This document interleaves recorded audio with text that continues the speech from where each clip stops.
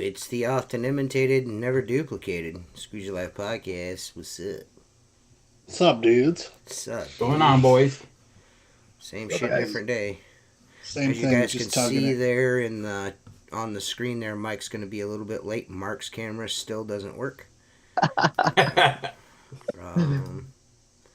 But yeah, man, we're just out here doing her today, fellers. Doing her. It's dang right, bro. Doing her today, brother. Doing her. I don't know, man. I'm tired. I don't want to clean You windows. You beat up today? I don't want to clean windows anymore, essentially. I feel you. I essentially don't want to. I just don't want to clean windows anymore. It's just point of fact. I just one more don't big want, season. Yeah, I'm good. I want to win the lottery tonight. Hopefully, I win the Powerball. I hope you do. Well, I played the Simpsons numbers, so hopefully they come through. So everybody in America, you're going to win $20. So what, dude? I hit it. That'd be great. I didn't play the. Wouldn't that be something if they hit though? If the Powerball, if the Simpsons Powerball's numbers hit, then I'm gonna be like, they pretty much predict everything. You know what I mean? It's the time machine. Yeah, we just live in a simulation at that point. Right. So our guest tonight is Micheal Draper. I mean, he's a few minutes late. As you guys can see on the screen there, he sent us a message. He's in the waiting area. He's just, he's going to be a few minutes late. So once we get him back on, once he's ready, we'll have him on. So, yeah. So, sorry about that. Shit happens, though. How much you can do about it? I don't know what we're going to talk about, but I'm pretty sure it's going to be safety. It'll be shocking. Oh, Mark. That might not be a cool thing to say. It'll be anti-shocking. Yeah, there you go. Tomorrow night starts Fantasy League. Oh, I'm excited for it. Oh, yeah? I got an old team, man. I got an old team. I'm going to get last place this year. You see. You never know. Did you win last year? I did, but I mean, I'm not going to win this year. Man? So I'm not going to win it because I'm going to get my butt spanked. Because because there's a couple guys from up here. We got 4 of us from down here in that fantasy league, and we got a side bet. So it's, Oh, so you just invited all your little fucking friends and shit, huh? A couple of them. Huh. Okay. That's cool. I mean, I would have invited my friends if I'd have known that. Definitely would have done that, I'm trying to rig it. Oh, Mark's. Hey guys, how you doing? Hey, how's it going? Hey, what's up, Good. Mike? Sorry, I'm a little late here. It's okay, man. Hold on just a minute. I'm looking for my Things happen. earbuds. What's Here. up, Damien? Can you hear me okay though? Yep. Thomas, Okay, what's good. up, buddy? Jason, Cool. what's up? Matt, what's up? Jason, Chris. I got a super sticker. Hello, Mom. I got a super sticker from Damien. He's always giving me money. Hey, man. Nothing wrong with that. Yeah. The white ones are super duper ultra. There's only 2 of these white hats, so. Yeah, those are Super rare. selected. There's a dude in Napoleon, Ohio that, no, it's not Napoleon, it's Bellefontaine. I wish I could remember the guy's name. They're in a box. What's up, Kevin? Hargis, he ordered something for me, like, as soon as the hats come in, and, well, they were done. Sean hadn't dropped them off at WCR yet, but he ordered, and I told him he could have one of the white ones. So it's in a box taped up. I gotta send it to him. Am I the only one that sucks at going to the post office? I suck. It's terrible. I fucking hate the post office. Yo, listen, that box, I got a box with 2 hats in it that's taped up with his address on it behind the seat of my truck. It's been there for like a month. I'm terrible with that. I'm awful with sending stuff out. I don't care what time of day you go, the post office takes a minimum of a half hour every time you go there. Oh, it's horrible. No matter who's there. Someone's buying stamps, doesn't know how to ship a box. Right. So what's up, Mike? Are you at home? I am not at home. It looks like you're in a hotel somewhere. Yeah, I am in Cleveland, Ohio. Oh, you're in Cleveland? I'm in Sandusky. I'm like 40 minutes away from you. Okay, yeah. Yeah, so we're going to do some work tomorrow on the Cavs, the Rocket Stadium. So, Oh, cool. Nice. Yeah, yeah. So drove in today and over I wish I would have known that, dude. I totally would have come up there. That's super cool, man. So what do you guys doing? Some rigging or what are you doing? Yeah, so we're going to be doing some anchor work. Okay. So yeah, we're going to be testing out some anchors up in the top, and it's a really cool job. You have to make about a 30-foot ascend to get the anchors. Oh wow! And unfortunately, I'm getting a little older, and my back is giving me some problems. Not as fun as it used to be. Not as fun as it used to be. And No. so, yeah, I have a guy. I'm going to supervise it, but I'm not. Unfortunately, I'm not going to make the ascend, and I'm kind of bummed about it. I would have liked to have done it, but right. I've been having some problems the last 30 days with my back, and I don't feel comfortable doing it. Somebody have to rescue my sorry self. Right. I've been having a back issue for the last couple of weeks, man. I don't know. It just out of nowhere, right in the center of my back. I mean, I can work. I'll go like most of the day, and I'll be fine working. And then as soon as I come home and sit down for about 10 minutes, it's like I'm paralyzed. I'm crippled. You know? Nobody told me when I turned 50 that if I sneezed, I could be paralyzed. Yeah. You know? I watch how I cough. I watch how I cough just so I don't take my back. I watch how I take stuff out of the microwave. You know. So, I mean, this episode. I mean, we've had a couple of. We had Kevin Hargis on, and. Can't stand that guy. Yeah, he's a dick. We've been. I mean, I'm sure that you're probably aware of it. There was a video running around a little while of a guy electrocuting himself with a water-fed pole.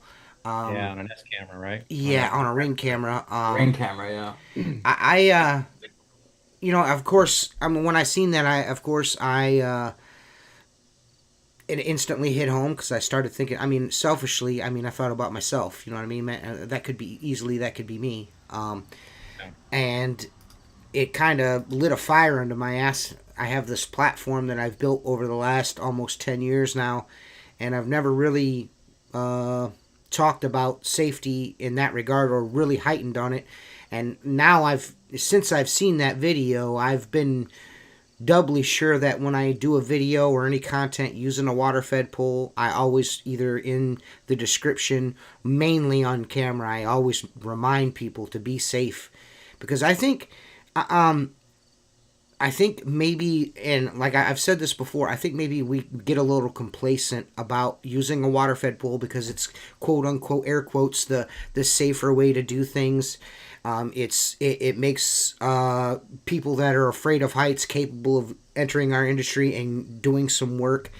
And I think even myself, I started out on a ladder, and then, slowly the water-fed pole technology got better. And I, started using the water-fed pole more. And again, like I get complacent and, just to like save time, I'll walk around a building with a pole all the way stretched out. I haven't done that since I've seen that video though, because it's literally, it really takes no time out of your day to drop that 3 or 4 sections.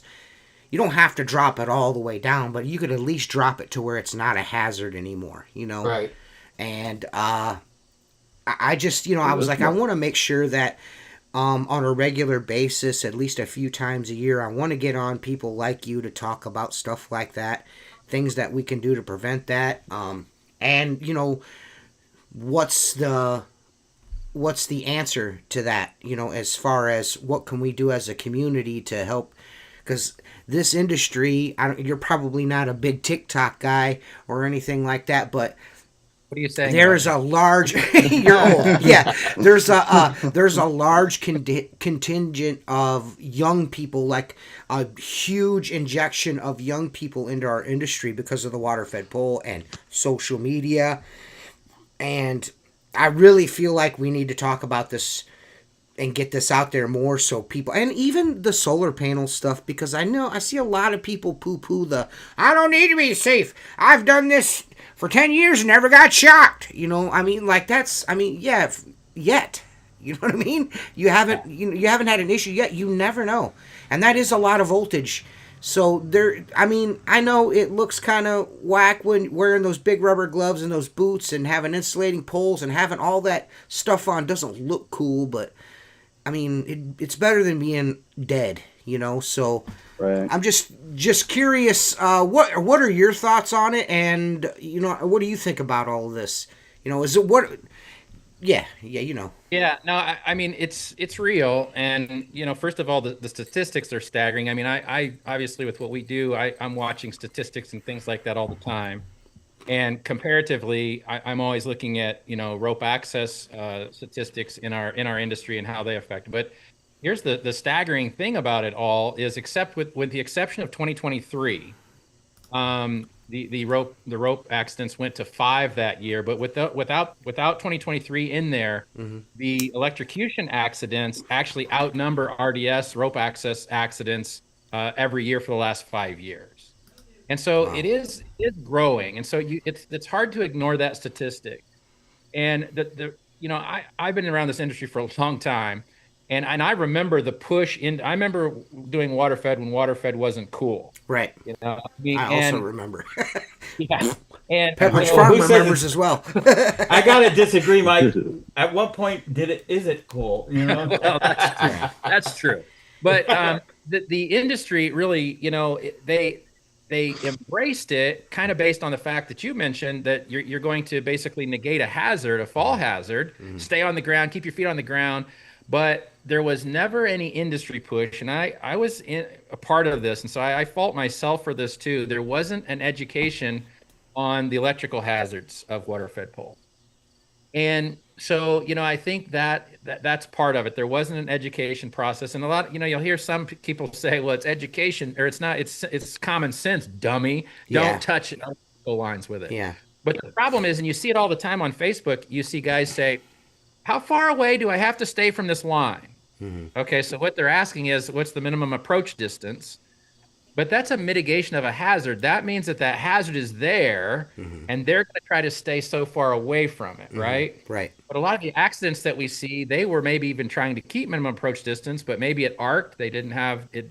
They misjudged the voltage, or like you said, they're carrying the pole, traveling with it, and then they bring it inside that minimum approach distance and get shocked. Right. So it's real, and I've done several podcasts that asked me the same question, and I was just on one not too long ago, and a guy asks in the comments, or says in the comments, "I didn't know carbon fiber conducted electricity." Yeah. And as long as that's out there, we have some more education to do, right? Right. Every pole, I know the zero poles all have the shock hazard on it. I mean, every pole should have that on there. I think it should be more prominent, in my opinion. Maybe add some color to it. Maybe a yellow warning sign and some lettering, something to set it so it stands out a little bit constant more. reminder. Yeah. A constant reminder. Yeah. And again, you know what I mean? Like, we're this is the dick and fart show. I get it. And I know people are probably like, "Oh, man, we're talking about safety again." But you know what I mean? It's cool to be alive. You know what I mean? It's really cool. I just don't want to see nobody get injured or unalived cleaning glass, cleaning windows. It seems, because it's such a trivial thing. It really, window. Yeah. It's really what are we doing? You know what I mean? And there's nothing wrong with being safety conscious when you're, because there's not a lot to do in this job besides pay attention to detail. You know what I mean? That is a detail you should be paying attention to. Safety. Yeah. That it just should be. I know it's not the cool thing to talk about or worry about or say, "Hey man, we're being safe." You know what I mean? safety third, you know what I mean, instead of safety first, you know. But I mean, I have a T-shirt that says that. It's got a guy on a dirt bike riding a wheelie with shorts and no shirt on and barefoot. You know what I mean? It's like safety third, you know. But The other factor that's in there too is, I think this is it's problematic right now in our industry, is that, you know, I applaud, you know, and I've been pushing this behind the scenes with the manufacturers, trying to get them to get a pole that, you know, but the problem is that several of the we've jumped the gun just a little bit. Okay. And so we see initial testing that's been done by, you know, Tucker, Simpole, Zero, all of them. They've done their initial testing, which is the logical progression, by the way. You're going to do that first, because the big test that's coming, you don't want to pay for that and fail, right? You do all your preliminary testing first, and then you go to a UL lab and try to get it done. And that test could cost $10,000 to $20,000 to have that test done. However, I just caution the manufacturers a bit. They have released their initial testing as gospel out into the industry, and like, oh, we're insulated. No, you have not. There's not a manufacturer yet, with the exception of Ionic under the European standard. There's not a manufacturer yet that has met the OSHA criteria for insulated tools. All right, they've done the initial thing, but they haven't gone to get the UL rating, right? That's going to, and so, because some of the initial testing is, you know, you'll hear the big number get thrown out there. You'll say, my pole tested to 35,000, or it tested to 10,000, or whatever. But the way those electrical tests work, and you'll see this on the Ionic testing report, because the European standards are similar.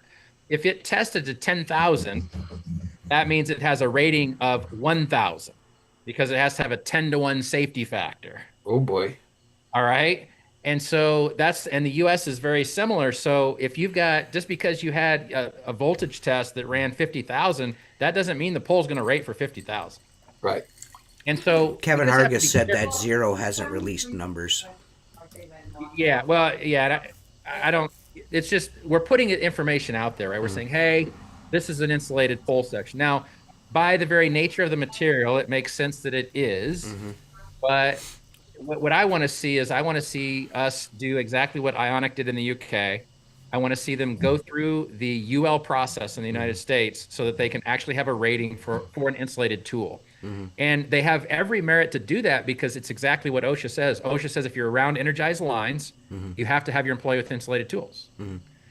So quite technically, a big company that has employees or whatever, they shouldn't, if there's electrical hazard there, they shouldn't even be with a water-fed pole, because Right, OSHA they're says breaking. They don't have. they're breaking the law right off the bat. Yeah, they don't have insulated So tools. I just caution us that we don't get ahead of ourselves. I really applaud all the manufacturers for doing what they're doing. It's great steps forward, but we have to be careful about how we release that data into the public space, because it's not bona fide at this point. Right. Well, that releasing that data, it sparked quite a controversy.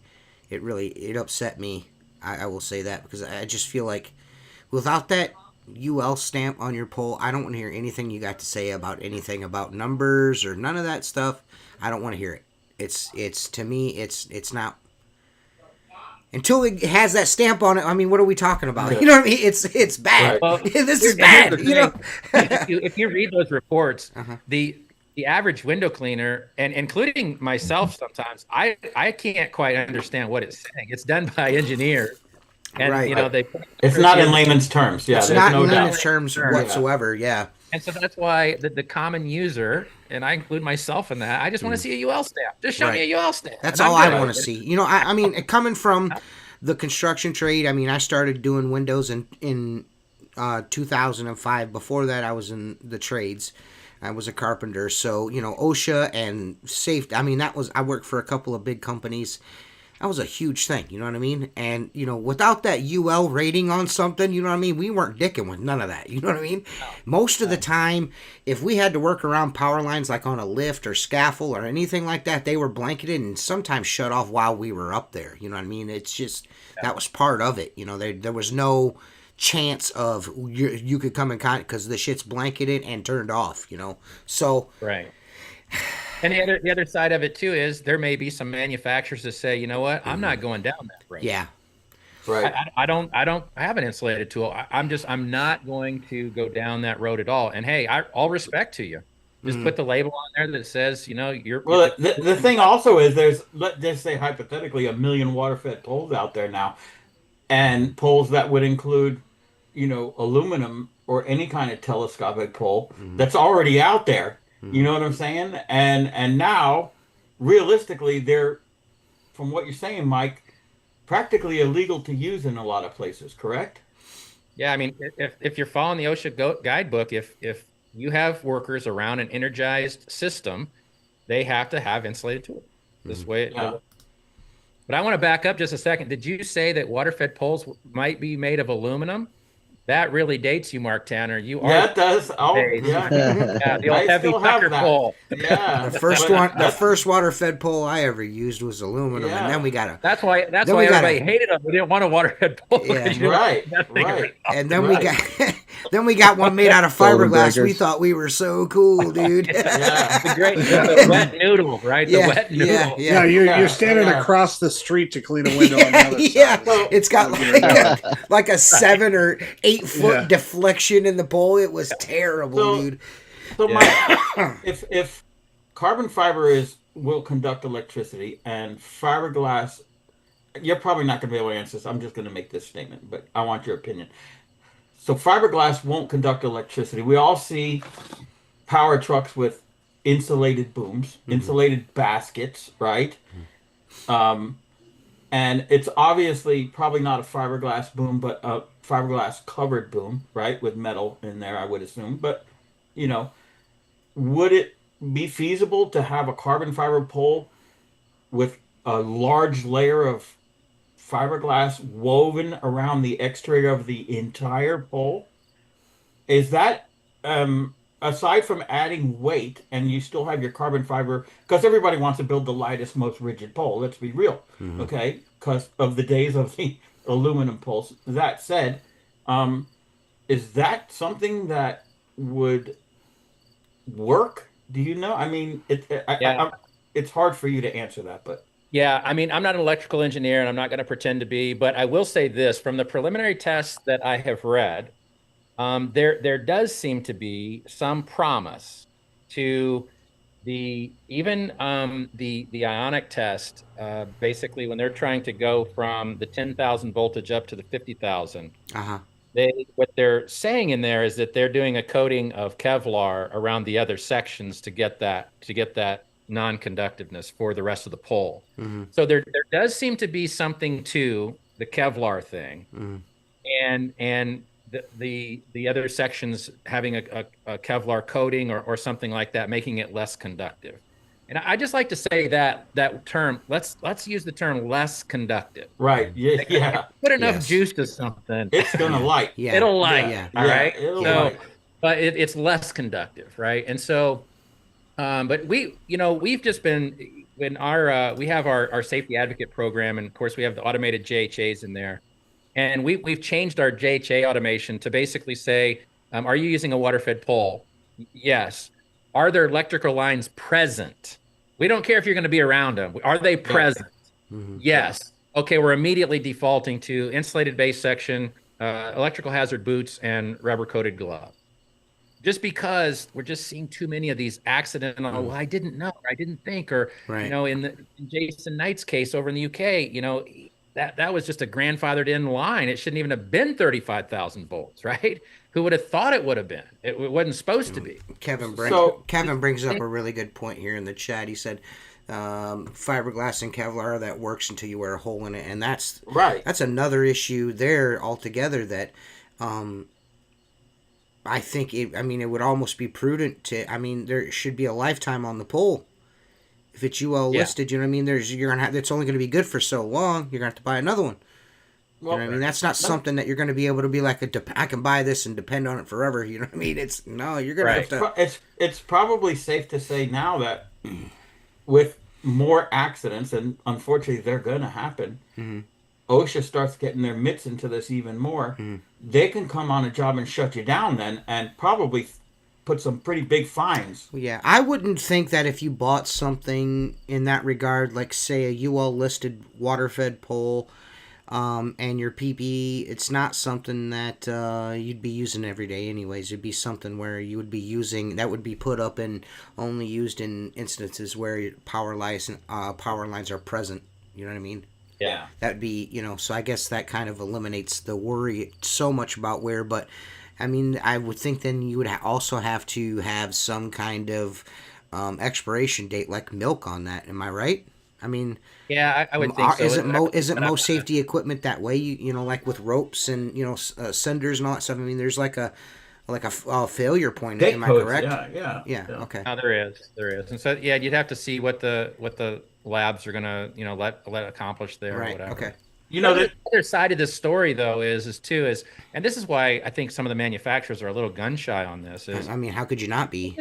This isn't going to be a license to be stupid. Yes, guys. Right. That I think and I'll Don't say be this. there. Yeah. I'll say this. I feel like I can say this in confidence. I mean, talking to Chris, that was one of his main concerns. Is he's like, I don't want to give people a license to be stupid, especially with my name on. He goes, I would feel terrible about that. You know what I mean? He goes, I'm not going to come out and say, well, this and this. You're good now. You know what I mean? That's I mean, and that's I feel like some people may look at that one way, but I look at it as prudent. It's sound. It makes super sense, to not one thing that I had promote it that way. Right. Mike had alluded to this back when in the beginning of this, when I started seeing banter go back and forth online. And I'm like, you guys really want to do something? Then I want to hear it from an electrical engineer, not from a freaking window cleaner or a vendor selling anything. No offense to anybody. You guys don't know shit, okay? And you're just pushing something without any idea of what you're saying. So let's bring in the people that actually know about this, the engineers, even a lineman that's gone through years of training that has to inspect his equipment every time he gets in that bucket or grabs that pole to reset a breaker 30 feet in the air. You know what I'm saying? Get these people, not a bunch of clowns that are doing testing in their freaking warehouse that they rent for $100 a month. Come on, Mark. I mean, we're window cleaners. Yeah. We know everything. Yeah. It's amazing Of course, to me. yeah. It's amazing to me. I licked a 9-volt battery once. I think I feel like the more we talk about this on a regular basis, the more we hold people's feet to the fire if they make stupid claims or bold claims in that for that matter. Just like it really holds people's feet to the fire. You know what I mean? And here's the risk. Here's the risk to the industry, and something that I mean, guys can say, well, I don't really care about this or whatever, but here is the risk, and here's why you do care. Because right now, your insurance ratings, almost everybody's, is three stories and lower, right? Mm-hmm. That's where most guys are rating themselves. Right. That's where the money's at. You wait till the insurance industry gets a hold of this, where you can say, I can clean 4 stories from the ground. Yeah, okay. Yeah, I know what you're saying. So that's the problem when these statistics start happening. Then your underwriters start seeing this too, and they're like, wait a minute, we're done with window cleaning, or the rates are going to go up because all these guys are actually they're in a higher rate tier than above because there's more accidents on the ground than there is in the air. Right. And so there is that danger of that happening, and so that's another reason we do care as an industry is nobody wants higher insurance premiums than they're paying today. Oh, I know I don't. Right. I know I don't. I'm not just interested in that. I know when I renewed my GL, I had to fill out information of our processes, our trainings, our meetings, and they're like, and I'm like, 40 feet and down, we're doing it from the ground. Oh, that sounds good. Yeah, well, it doesn't sound so good anymore. Right. I think we will all agree, aside from just like what Chris said, I don't want to put something in someone's hands that makes them not really think about it. It needs to be at the forefront of your mind every time you do a survey of a building. And I think a lot of guys don't do a walk around survey. You know what I'm saying? To see what, even a fall hazard walking around the corner holding a 30-foot pole and you step into where a tree was at one time and the grass, you know what I'm saying, Right. grew over. There's so many hazards aside from doing, like, a roof survey. Mike would be very familiar with, obstructions, and let's make notes on every job so when we go there, the guys know what to look for. But, these cowboys are grabbing these poles, like TJ said, walking around with them 30, 40 feet in the air, going around a blind corner. I mean, that's a recipe for disaster That's, right there. dude, I really feel like, again, I'll say, I know that, the proper PPE is definitely imperative, but just the use of common sense in that regard, moving around, just from not even from an electrical hazard standpoint, but, just a personal safety and, the homeowners or building owner's property. I mean, if you trip and fall and that thing falls and hits a car, or it's just good practice to just, drop that pole down and then move around the corner. Just drop it down and move around Or, the corner. like survey the area before you start. Yeah. Right. And know what's Do in a your way walk of before the you do Thanks, it. Kevin. Yeah. Yeah. A lot of it can be avoided by, I don't know, finding potential dangers and avoiding them. Yeah. Right. Oh. Right. Yeah. Yeah, and solar's another one, guys, where Kevin and Steve Williams, all of us have been trying to get ahead of this. And of course, when you're championing safety, you're never the popular guy, and No. everybody wants to make fun of you and all that. And Right. that's cool. Got broad shoulders. What I'm trying to do with solar is really try to get the awareness out there first, so that we don't have an accident. Because here's the problem, and it's probably most prominent on a residential site, is the guys that are they have a water fed pole, so they think they're a solar cleaner, and so they're gonna spray these off, and they're gonna negate the fall hazard by standing on the ground with their water fed pole, which also means they're not going to do any inspection of the solar array that's on the roof Right. to figure out if there's any problems, right? And so it's not generally in the install process that's a problem. It's generally that maybe there's bird penetration on the array, and so they get up underneath them, they peck at the wires, and now we have a piece where it's arcing. There can be other things as well. Connectors can go bad, but they're not doing any of that surveying, and they're just throwing their carbon fiber right up there and cleaning Scrubbing. it up. Yeah. And so, Well, there's at a guy. some I seen a point- guy on Instagram. I seen a guy on Instagram last week that's up there with a aluminum pole. You know what I mean? Like it's like aluminum fiberglass, or it's like this Dude. cheap pole he got off Amazon, and he's up like showing people, this is how you clean solar panels. I'm like, not with that pole, you don't, dude. Like you gotta be like I've said this, and I've kind of coined the phrase myself. Be mindful of your message. When you are doing stuff on social media, be mindful of the people that are there's some 14 or 15-year-old kid watching you do that dumbass shit you're doing that wants to do that shit too. Like they see this as an extremely low point of entry to make a lot of money window cleaning. And there's a lot of eyeballs on this industry right now that are super young. There are people that are watching you do this, and there's old dudes that are just dumber than a box of rocks that are watching you do this. You know what I mean? Like, be mindful of the message that you're putting out there, man. You got to be mindful, and that's why I'll say it.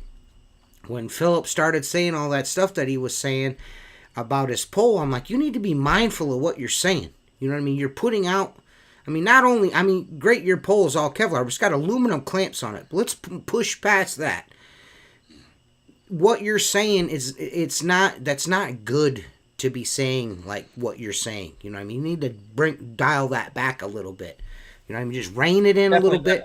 I thoroughly, I'm for what he wants to do. I just feel like he just needs to pull it back and focus on not on delivering the proper poll, and not like start saying it does this and it does that. You don't know that.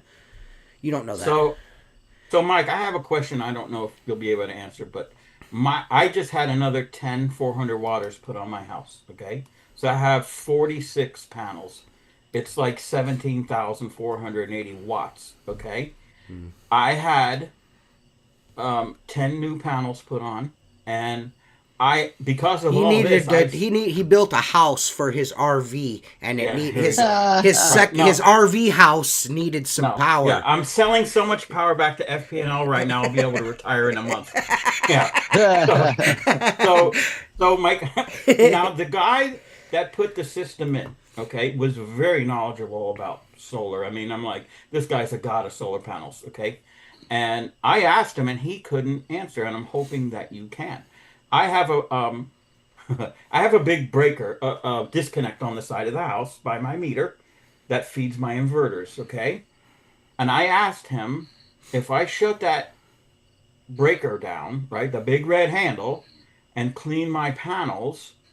My first thing is it going to come up and go online without a problem and starting to with the app? And he's like, yeah, that'll come right back up. I go, but that's just disconnecting me from the power company, correct? Those panels in the sun are still producing electricity, whether that breaker is pulled. And he said, yes, they're not going to stop because you pulled that breaker. And the power has to go somewhere.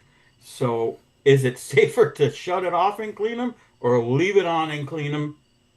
Yeah, this is a great question. So, um, the, here's the deal. If we go back to what does OSHA say about this, they Right. said if you were working with any other electrical thing, they would go to a lockout tagout procedure, right? Oof. Lock it out, you'd isolate the power down, and then you'd work on it. Mhm. The only thing that would allow not to be lockout tagout would be some sort of troubleshooting or what have you.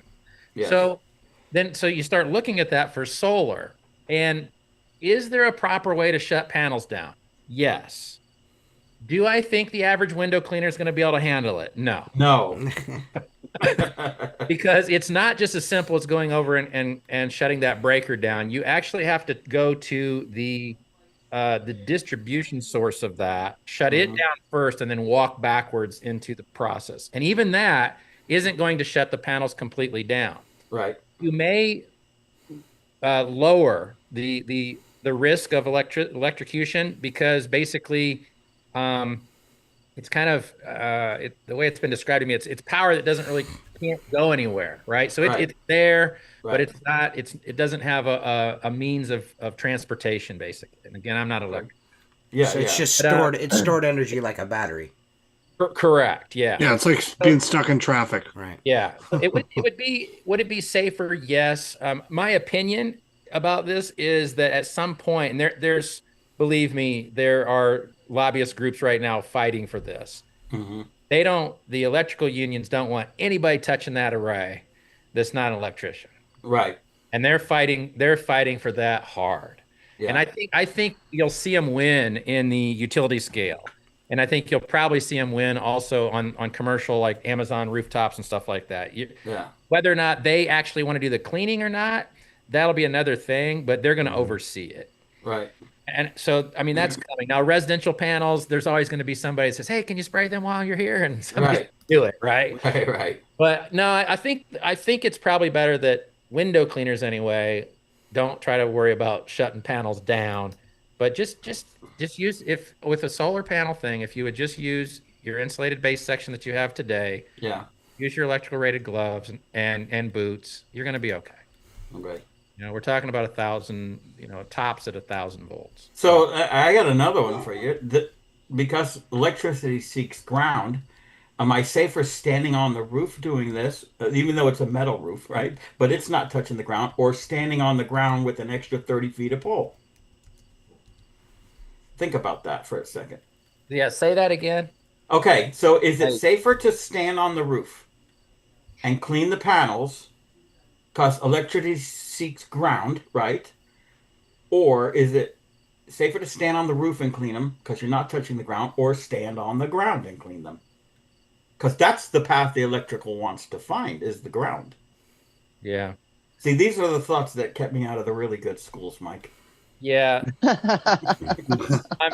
I'm not going to try to answer that. Yeah, but it is a question of concern. Yeah. If you think about it, if a water-fed pole is in your hands and it hits a power line, you're the source to the ground. If the water-fed pole is touching the ground and falls into a power line, that's a different animal. It's still going to blow the pole apart. There's a So window cleaner in the chat that knows the answer, so we all okay, know the let's. answer. Okay. I'm just, no, it's a joke. It's definitely a joke, Mark. Yeah. I think that the main thing is this. We know that solar is there. There's an electrical risk there all the time. We're probably not going to shut the panel down. So immediately, and solar's easier, I think, in my mind, to create a pole. You could go back to a fiberglass pole on solar because most Yeah. of the time you don't need that much height, right? Right. You just Right. so you could, but at this point, if you have an insulated base section, if that's what we have in the industry, then use that and use your PPE, and you're gonna be okay. I think that's the best thing. That's the best Yeah. thing right now. You know what I do? Is- I don't clean solar panels. Yeah, that's what I do as well. it's What I do is still- what I do I is wouldn't not. do it. I don't do it. Yeah. I mean, I admitted it last week on the podcast. My wife looks at the app and goes, "They need to be cleaned because we got pollen, and we haven't had rain until recently." And I'm like, I've never messed with them. I've just cleaned them. I'm not sugarcoating anything, but I will be putting the insulated sections on the pole. Unfortunately, with the new panels, I can't reach them from the ground with any amount of pull, so I got to get up there. Right. And I do try to clean them because I have all the equipment, at least every other month because they do produce more when they're clean. But I'm seeing this whole industry of cleaning changing because of this.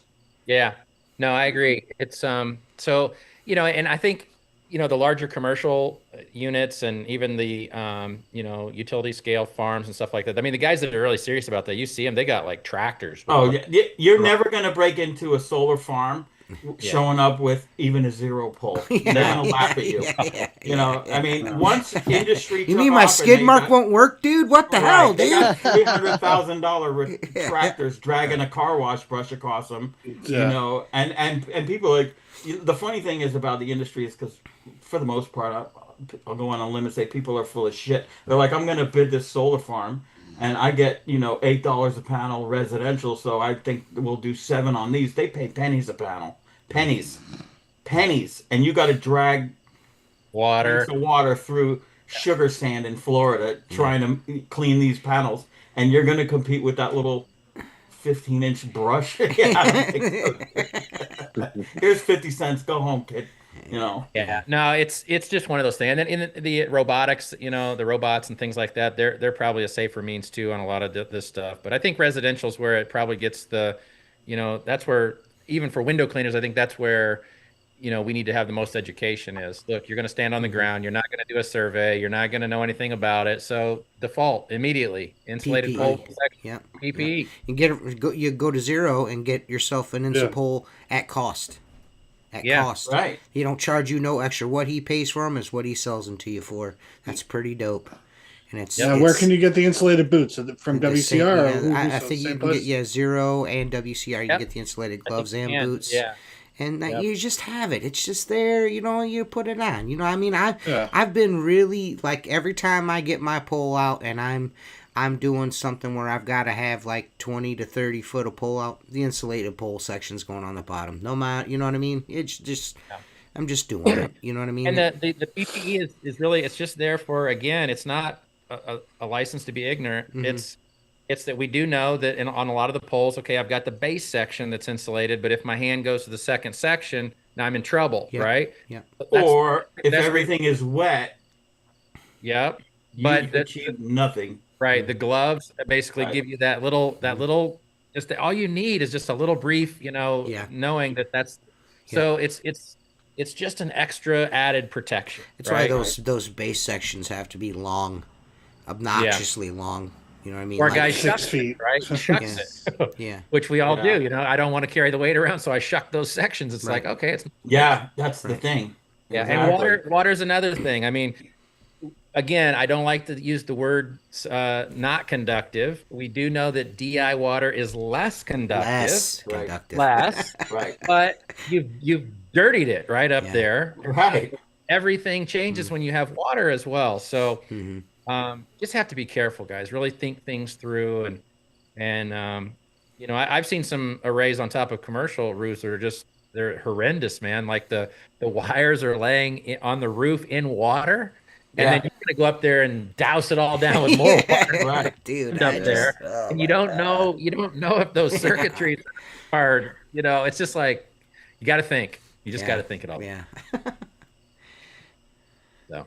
I have absolutely zero interest in cleaning solar panels. I just don't. I have no interest. I've never done it other than my own. Yeah, honestly. if I had my own, of course, I would clean my Yeah. own. But they're just the risk for me is just window cleaning is enough risk, and then to add that extra risk of, turning myself into bacon is, Right.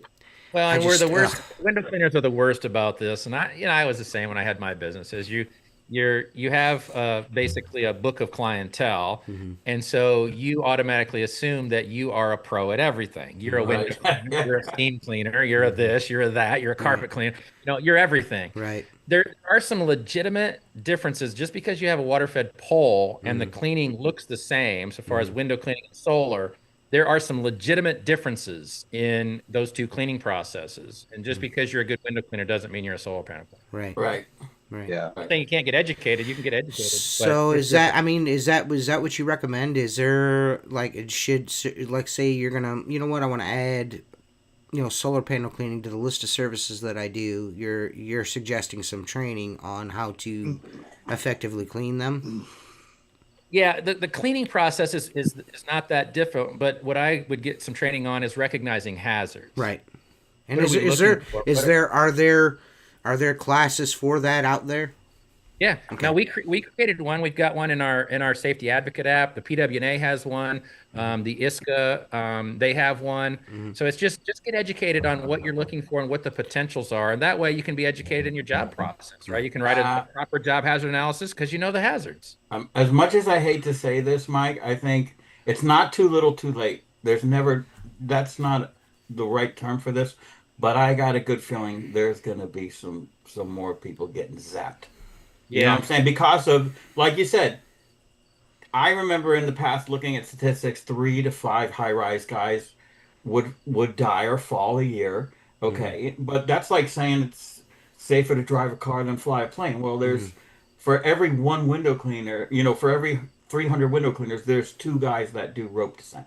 You know what I'm saying? So the analogy is there, and now because there's such an influx of younger generation and I could buy this and I'm a window cleaner, and a lot of pressure cleaners coming over across the board saying, we don't do insides, we're exterior window cleaners that are gonna get lit up.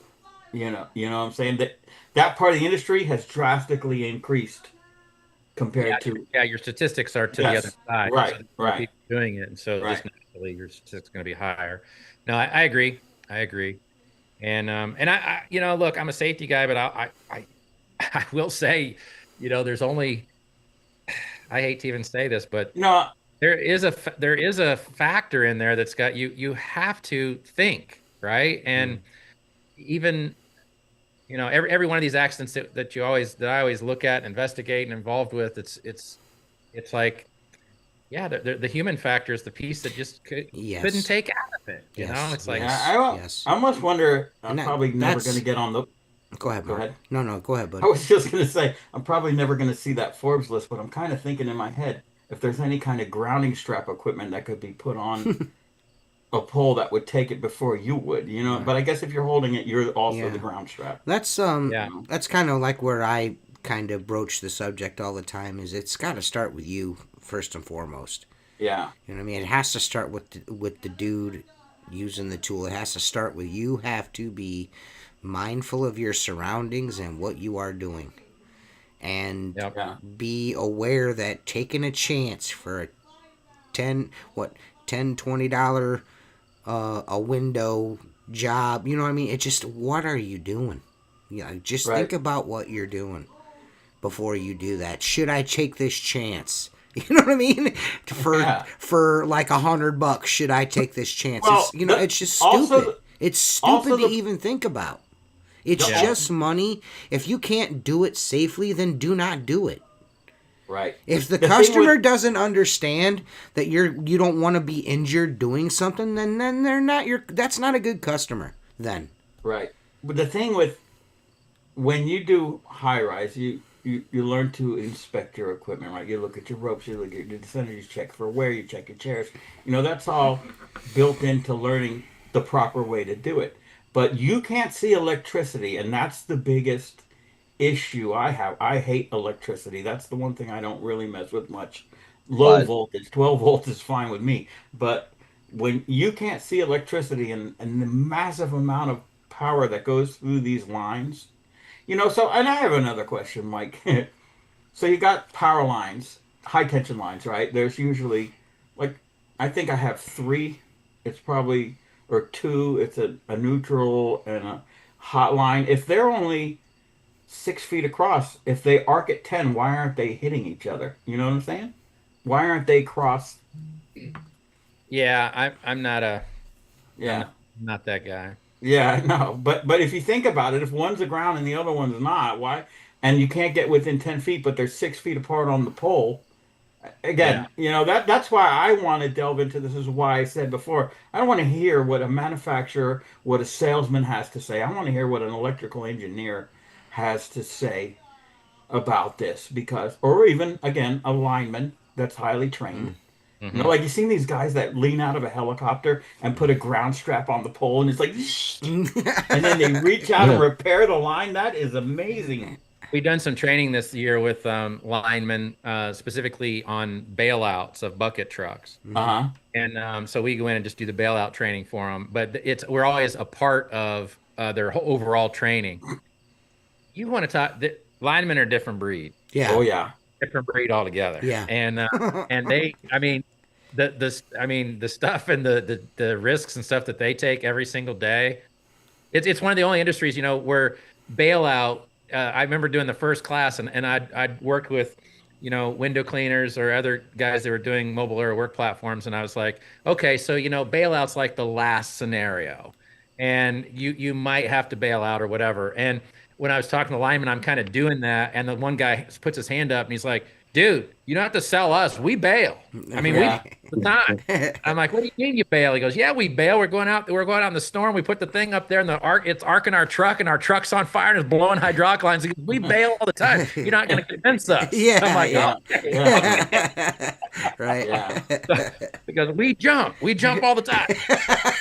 Right. We jump all the All time. right, well, let's get to jumping then. Right. That's great. So, yeah, did not have to convince them that bailout wasn't. Yeah, I can only imagine. Oh, that's got to be a super high stress environment right there, man. Super. Yeah. But like you said, it takes a certain kind of dude to do that kind of stuff. The same way with these iron workers that are walking around on I-beams all day. Just a special kind of dude that does that thing. Same way with high-rise guys. It's just a special kind of dude that does that kind of shit. We were doing the training, and it scared me to death because we've never had anybody fall in any of our trainings. Right. And I'm over with the line guys doing bailout of their truck, and they're doing. Have you ever seen the linemen do this? Where they climb the pole and they do a rescue? They throw a rope up over and they lower the guy. Yeah. They're doing that, and I turn around, and because I see everybody rush the pole, and a guy goes down off the pole, and he's shaking around and all stuff. I think, golly, that guy just fell off that pole and broke his neck or whatever. And they rush him, and they're like doing stuff, and I'm just like, I just shut it all down. I'm like, call 911, and we're done. And turns out and somebody said he fell, and I said, man. So I'm like, that's not my training area. My training. Right. And then it turned out he didn't fall. He had a seizure. Oh man. And so he had just got down and had a seizure. And the reason that they rushed him was he still had his climbing spikes on, and they didn't want him to jab himself with those spikes when he was frail. Right. And so then I'm get to thinking, dude, if you're seizure prone, why are you a lineman? Yeah, dude. It's a different line of work, man. So I went to school to be an electrician, and my instructor had 3 toes missing on his right foot. When he was like 9 or 10, he had a power line like out his window as like a little kid, and he just went to touch it, arced blew off 3 of his toes, and like he was the biggest proponent. He's like, I am the biggest dumbass there is. Right. He's like, but I find like certain guys like that, like it goes one way or the other. Like either you jump into it or you like never want to be near it again. Mhm. Yeah. And he was one of those guys that didn't bother him. It was Yeah, I have all the respect in the world for them. Yeah. They operate in a dangerous. I remember the first time I mentioned lockout tagout in a class. They laughed at me. They're like, ha, because we don't lock out tag out nothing. We're the guy that puts it back up on the line after the storm blows. Yeah, We yeah, don't lock it out. yeah, yeah, yeah. So, They're the easiest dudes to get pissed off at, though. You know, when you're in a storm and you lose all your power, and they're like out there, you're like, where are these dudes at? You know what I mean? Like, we went. I think it was last summer. We went like 5 days without power. We had a really bad storm around this time of the year come through. I mean, it just wiped out the north coast. It just tore us up. There was no power lines anywhere. And I was cursing them almost every day. And then when they came, I was like, hey, man, do you guys want some water, like a pizza or something? You know what I mean? Sandwich. Like, is there anything I can do? You want me to rub your shoulders? You know what I mean? What's up? You know?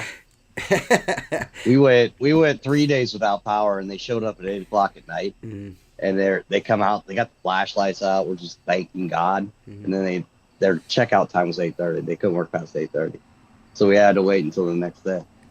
So they just came out, looked at it, and left. It was like, got your hopes all up, like, right. Or shoot, sorry. Yeah, so any of you window cleaners that really think you're badasses, you're not. Yeah. Yeah. I don't know. I see I see a lot of bravado on the internet. You know what I mean? There's a lot of bravado, and it's just the internet. You know what I mean?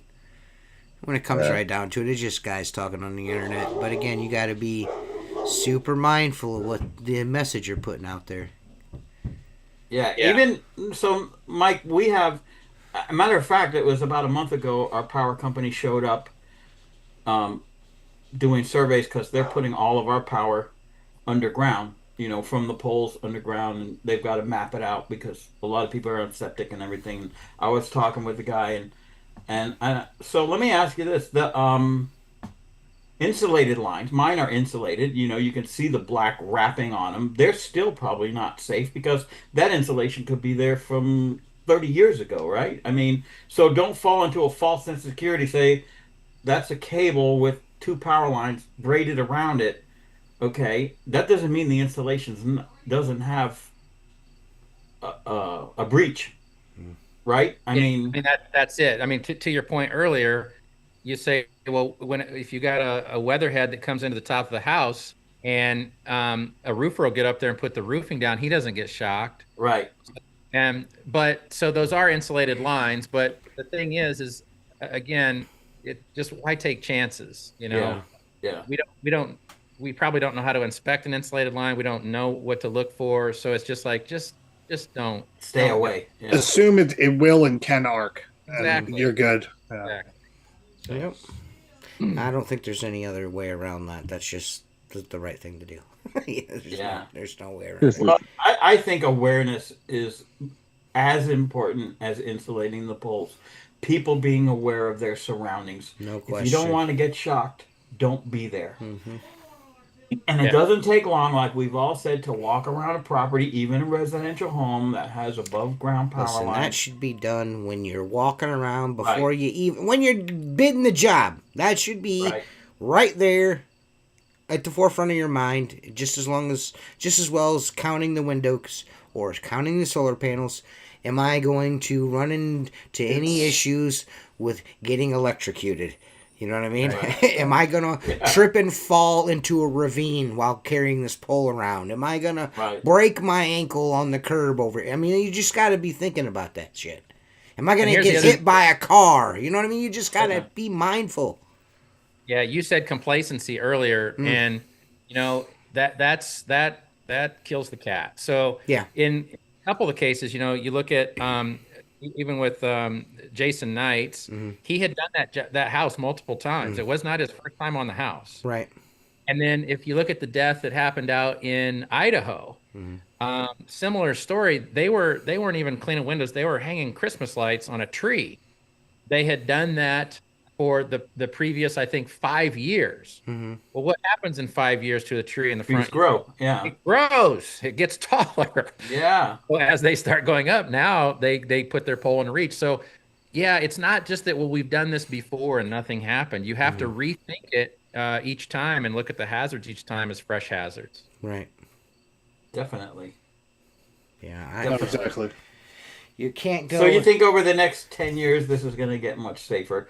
And I think poles are going to Has go to. up in price because the engineering, like you said, a UL rating probably could cost 10 to You know, Mark, $20,000. like I was saying, man, I don't even, I mean, I personally, and this is just my view on this, and I could be way off topic here, but you're not going to go out and buy an insulated water-fed pole to use every single day. Like, I'm cleaning Wendy's windows with this, and then I'm going to bust it out for my four-story job over here. That's something that's just going to be in the shop for that, or in the truck for that scenario, for those situations where that, I mean, because I really believe that if you get it, if you try to market it as something that's every day, you're opening yourself up to a lot of lawsuits.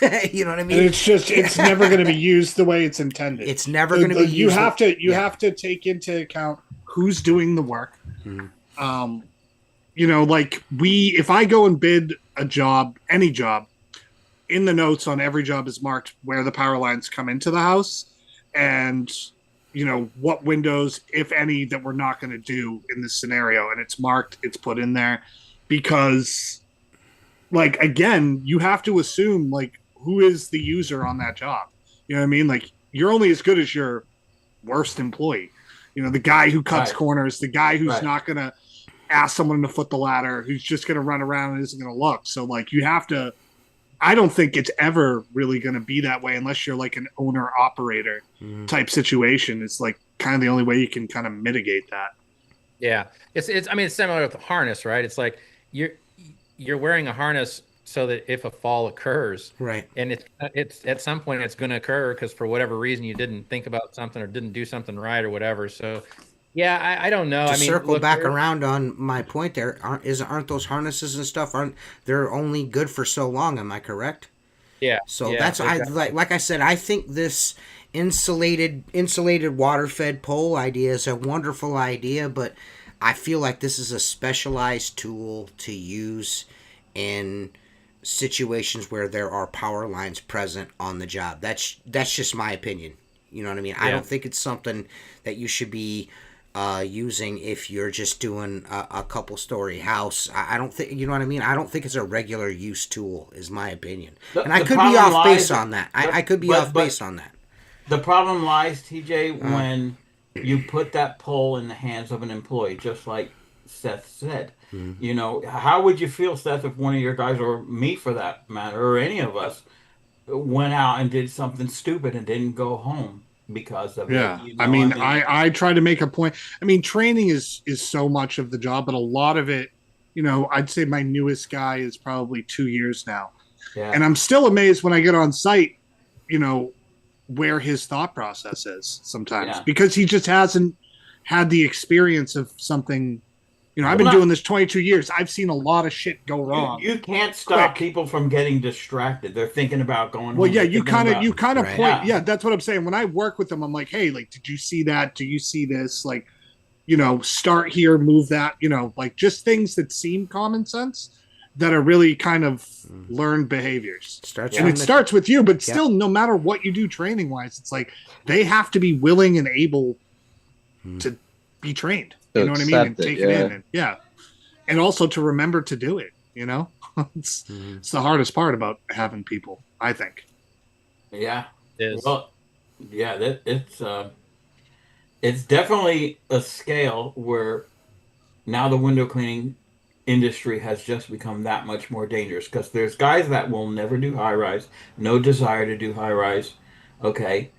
And then there's guys that anyone would probably grab a pole and start scrubbing windows with it. You know what I'm saying? So it just became that much more dangerous with all this. I think personally too, I'm kind of glad there's been a gold rush on water-fed pole because it's brought in more eyes to it, which means we're going to get more safety, we're going to get more instruction, and we're going to get Right. people that are going to want to, it's a viable industry. Plus, there's going to be cheap tools all over Facebook Marketplace. Yeah, Right. I'll get them nice and Right. cheap. Yeah, exactly. Well, TJ made a mention. I think one of the most important things is that all of these poles on every single section need to have tremendous warnings reminding you every time you put your hands on it that you need to be aware of your surroundings. It needs to be like beaten into people's heads so that that this doesn't continue. Unfortunately, it's going to continue. But the more people are educated, the more discussions like this. Yep, I think so too, Mark. Like discussions like this, and like I said, I don't know. I'm not speaking for all content creators, but I know myself personally as someone that's been creating content for social media and for all these years. I'm going to make extra sure that from here on out that I make sure that I mention that. Like anytime I'm using a pole at height, 2 stories to clean windows, I am going to say, yo, listen, you got to be mindful to not get shocked. And just ad nauseum, I know people are going to call me a nerd for it, fight me.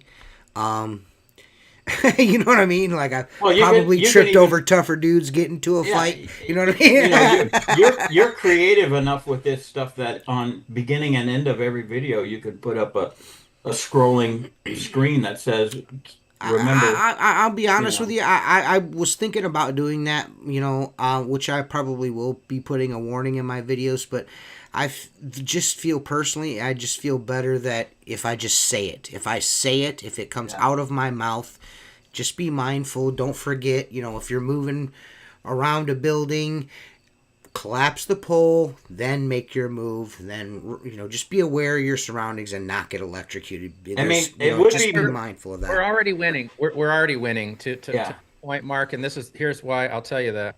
Because I wrote the 1910 training that I've done forever now. I wrote that in 2017. Mm-hmm.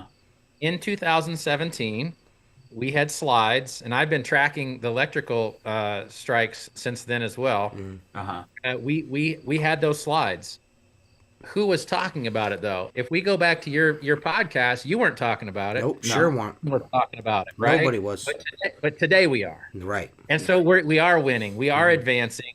This message, your podcast, and some of the others, and all that stuff is going to help, and it'll help straighten the curve, hopefully. Right. Yeah. The like I said, that video is what did it for me. Seeing that happen, it wounded me. Like it got me. I was like, geez, man, that could have been me. Easily, that could be me. I'm always hesitant. Probably you guys are too. I'm always hesitant on, how much info we put out there when a death occurs. Mm-hmm. And so you can look at that and say, man, that's really in bad taste for that even to be floating around. But I always say this, that the only thing the dead guy can do is educate. Right. Right? I mean, if you look at a high-rise death, yeah, it's brutal, it's ugly, something went wrong, there was human error, but what do we learn from it? That's the only thing the dead guy can still do, is educate. And so that video being posted out there has caused and hit nerves with people, and as making, us talk about it on this podcast, then so be it, Right. That's what the benefit that came from it. From I would like to see, this might sound kind of off color, but I would like to see a video of someone literally dropping a water-fed pole, standing back into a power line to show people what happens when it hits that pole and how it probably explodes. I mean, literally comes apart, I would think. Yeah. I don't know who's going to do that. I got one right in front of the house. Yeah. Mark, see if I can dig up my old reach it pole. Who's gonna finish the house for your RV if you're not here, Mark? That's true. That's true. I just want to. Gabe said something in the comments. I just want to say, I realize that there are power lines around 2-story houses. My comment is more about the fact that if you spend like a UL rated pole is not going to be cheap, and it's also not something you want to use on every. It's just I personally don't think it's not safe to use it in a situation that you could easily just avoid by just putting it, wearing proper PPE and you just being mindful of your situation is what I'm saying. That's all I'm saying. I think to me, I hate to see. I don't know. I guess I just personally feel like there's situations for an insulated, a UL rated pole. I don't know if that's something you want to be using every single day, just because of wear. Yeah. Right. Just because of wear.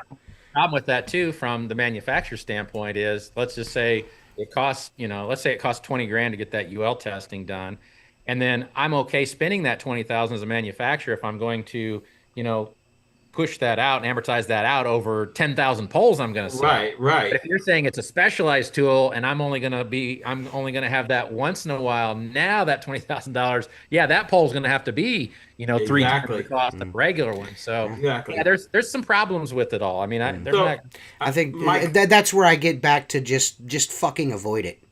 Just avoid it. You know what I mean? Just avoid it. Just avoid. Especially residentially, it's pretty it's easy. Super avoidable. It's super one or avoidable. two windows. Yeah, one or two windows. Avoidable. If you can't do it, super avoidable. It's fucking window cleaning. It's not like you're repairing a dam to save 1 million people. It's fucking window cleaning, dude. Like, what are we talking about? Only your opinion, Mike. But because I kind of sometimes go against the grain when I say things, and I'm going to say it. Wouldn't it make more sense to insulate the top 3 sections instead of just the bottom, so the power's never getting in the pole at all? Yeah, I mean, to me, it's all on the table. I'm not the I always, guys, I'm not the creator of this. I'm running with the crowd and trying to be the stoplight guy, saying, "Wait a minute, guys, watch out for this and watch out for this." Right. And so it may. I mean, it may. And it again, I think more things need to be developed and tested around this Kevlar coating. I mean, I'm not saying that it seems like there's something to it. Yeah. Just go get it tested then. It's probably going to be a coating. A coating is what's going to end up. And when I say coating, I mean like probably the whole thing. You know what I mean? Clamps, everything is going to be coated in something, you know what I mean? That would be the right way to approach the subject. But, again, I have my own personal, I mean, and then you gotta, also think about the brush, the lines, like there's so much. Yeah, right. It's wet. It's still wet. Yeah, it's still wet. And that's like where it just circled this horse back around to where we started. It starts with just like, why put yourself in that situation over a fucking window? I just, you know what I mean? Like, I'm not trying to be a douche. You know what I mean? But I just like, why put yourself in that situation? You know what I mean? I've got a building. I've talked about it on here before. It's a 3-story building, 3.5-story building. There are 4 windows on the backside of this building that is high tension wires. The whole strip, the pole is right there it's 2 poles with a bunch of transformers, high tension wires, a bunch of giant 220 lines, everything's running, it's all right there. I'm just like, I'm not doing those. And she's like, well, they're really dirty. I was like, they're really dirty because it's super hazardous right here. That's why nobody, including me, is going to do them unless you have this whole block shut down and those power lines blanketed. I'm not touching it. I'm not touching it. My favorite comment was in the comment section on Facebook about, well, hey, those lower lines, those are cable lines, so you should be good. Go ahead and get her done. Yeah, right. All of a sudden, you're an engineer. Yeah, Should be. I don't. I have insulated pole sections from Zero. I sell the insulated pole sections from Zero. I have not made a video about PPE. I don't want to. It's not that I don't want. I just feel it's just better to just preach the fact that just don't put yourself in that situation. Just be mindful of what you're doing, man, and what you're doing it for, and what it is that you are doing. So Sally's got a dirty window next to some high tension wires. Poor Sally. You know what I mean? Like, you know what I mean? You know what you get to do tonight? Go through and look through your dirty windows. You know what I mean? You guys are, you know what? You get to be alive. It just doesn't matter. It just does not matter. You know what I mean? It just doesn't. In the grand scheme of things, the clarity of that window just does not matter when it comes to my life. It just doesn't. It just doesn't. Yeah, no, I think in theory, I mean, I really do. I'm a big advocate. If anybody's ever listened to me at all, I'm a big advocate of the JHA process and elimination of hazard when possible. I think the reason that I've shot some of the videos that I have, even for the zero and that is just again to bring extra awareness. In the Jason Knight case, that was an interesting one because if he would have had the insulated base section, he probably wouldn't have had the accident because he didn't even know what happened. He had both hands on the base section and it arced, right? It's a 35,000 volt line and it arced over. So his both hands, he probably would have been okay.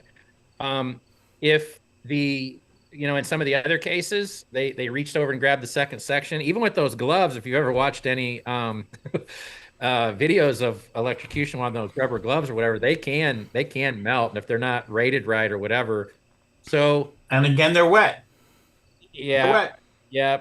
So I mean, I agree with you. I do think the awareness is the most important piece here. It's not going to be all handled with PPE. It never is. And from a safety guy's standpoint, I always say this is, when we talk about hierarchy of controls, you guys have seen the upside down triangle, right? And it's a hierarchy of controls with safety. PPE is at the very bottom of that. Right. Every single time, because really something has to happen in order for the PPE to work. And hopefully it works. Right. And it doesn't always work without injury. Right. So it's the least thing on there. And what I always fear is that guys, they just forget about the whole rest of that triangle, default right to PPE, and then still get themselves in trouble. So I agree with you. I mean, I think that hazard recognition and staying away from things is the ultimate. And it really, I mean, I applaud you guys for having the conversations. It's smart. We should be having it. Well, someone just asked a decent question about discussion about ladders for window cleaning. Do you have any thoughts on that? Sure. What's the question? Well, So I guess he says, as we discussed the need moving forward for insulated poles, do we also have discussions for ladders? Training is what prevents users from accidents and recognize hazards on each site. Yeah, well, I agree. I mean, the ladders are probably one of the most dangerous tools that we carry each and every day. And the short answer is we do have trainings on them. We train it, a lot. And yeah. Well, you can preach. That's the same thing with water-fed pole. I mean, you can get on and you see dudes that are using 5 or 6 pieces a stack, and if Mark says something like, "Dude, that's stupid," you're a big pussy, dude. I use 40 stacks. I'm cool, the weirdest. bro. It's the weirdest thing ever. Guys on ladders. It's like this fucking dick measuring contest for some weird reason. Hey, I do this more unsafe than you do. That was a picture. The guy had 7 pieces of ladder. It was pulled back at least 10 feet off the wall, and the last 10 to 12 feet were literally touching the wall, completely flat. And I'm like, dude, you're not impressing anybody. I know a guy that on 6.5, the yoke snapped. He went down and shattered his heel. He'll never be the same, and he's only lucky he was cleaning a hospital. Okay? The reason that the stacks, and I've gotten into this many times over the stacks, but the reason that the stacks cannot, the manufacturer label on it says 21-foot working height is because if you go into the ANSI standard on ladders, they have to go through 2 tests. They have to go through a test vertically and have a downward pull on them, and they have to take a test horizontally. Guess what a stack can't pass? The horizontal. Yeah. It snaps the yokes right out of them. Yeah. Correct. You see that in every 5 or 6 stack post on the internet. Separated sections. Yeah. And so I always, I got into it one time. They're like, no, we had metallic on, and they said this and they said that. I said, good. Have them change their sticker then. Right. It's easy. Have them change the sticker. Gabe Gutierrez says that his dream is that people won't be able to buy a pole without passing a safety course. That'd be the same way as people. I mean, I get you there, but That sounds like Europe. yeah. and It's not enforceable. Yeah, it's I don't believe number it. one. I Yeah. feel like that's a pipe dream. I mean, and number Yeah. two. I mean, what are you gonna do about selling ladders at Lowe's? Because any dipshit can go buy a fucking ladder. You know what I mean? Yeah. So like, what do we? You know what I Yeah. mean? Like again. I mean, I understand this. I get the sentiment, but again, this is a very simple problem to address, and it's just don't put yourself in that situation, man. Just have the proper training, and just don't put yourself in a fucking retarded situation, and you're good. You know what I mean? And like you just got to be mindful of what you're doing. You know what I just training too. line. Listen, hey, the training is regulate- number one. Training, No, if you it is, but it's still low. Yeah. It's still low Yeah. in hierarchy controls. It's under admin controls, right above PPE. Right. Is it low? Because people don't listen after they've been trained. Yeah, that's Right. that's I've trained thousands of people that act like Yeah. idiots. They're good for every about day. a week. They're good for about a week, and then I mean, after that, think about when you train somebody. I mean, most of us. When do you do it? 7 in the morning, 6:30 in the morning.